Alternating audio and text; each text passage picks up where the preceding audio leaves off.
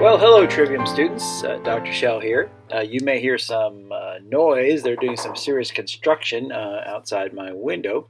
But this is a kind of a sad moment to realize that this Saturday would have been Thunder Over Louisville if it wasn't for the pandemic.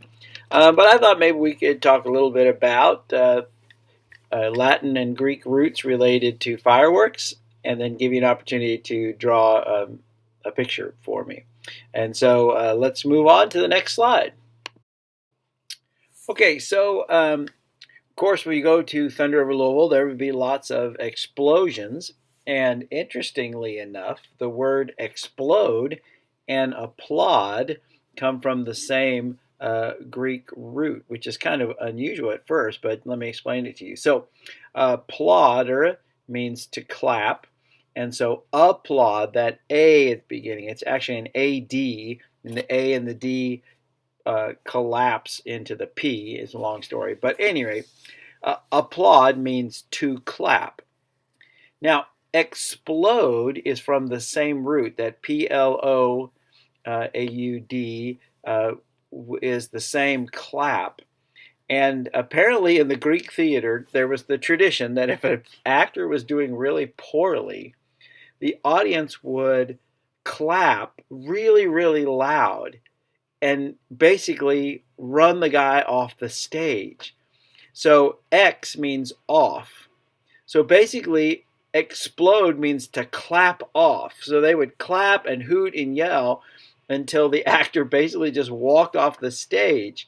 That then came to be known as to any loud noise that came out of something, and eventually it morphed into our word explode.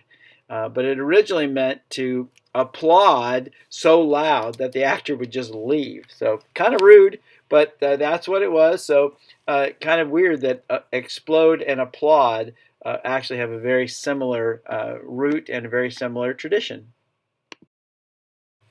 Now, thunder is not nearly as exciting. In fact, it's pretty darn boring. Our word thunder comes from the Latin word tonare, and tonare means that noise that comes after lightning, which is thunder.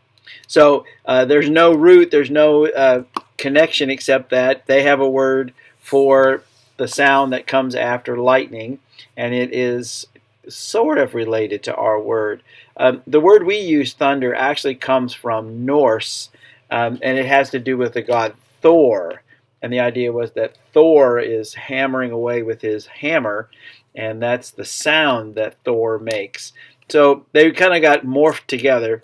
But so our Thunder Over Louisville just means a lot of noise in the sky, which kind of makes sense too. Okay, so that brings us to the word pyro, which means fire in Greek. And this is where your assignment is going to come in, and we're going to do a little exploration of the word pyro. First of all, there is a long and interesting Greek legend about how humans got fire. It has to do with a god named Prometheus. And so there's a hyperlink in the assignment for you to watch a video about the legend of Prometheus. And then we have some words in English that you may know. One of them you might know is pyrotechnics, which is fireworks. It's the fancy word that we use for fireworks. And then we have somebody that might be a pyromaniac, and then somebody that might have pyrophobia. So what I want you to do is, for your assignment, you're going to look up those three words, pyrotechnics, pyromaniac, and pyrophobia, and define them. And then you're going to draw a picture. I want you to draw two pictures. One of them would be a picture of a pyromaniac at a fireworks display, and somebody who had pyrophobia at a fireworks display. So just draw me two pictures. You can do them in any medium that you like, but I want to see a pyromaniac at a fireworks display and a pyrophobic at a fireworks display. So define those three words, connect them. Show me where the Greek roots connect and what their definitions are in English. Write a sentence that involves ascension in the sentence, just like we've done in the past. And then you're going to draw me two pictures. And look forward to seeing your creations. And this is Dr. Shell sauntering on, and look forward to seeing what you come up with.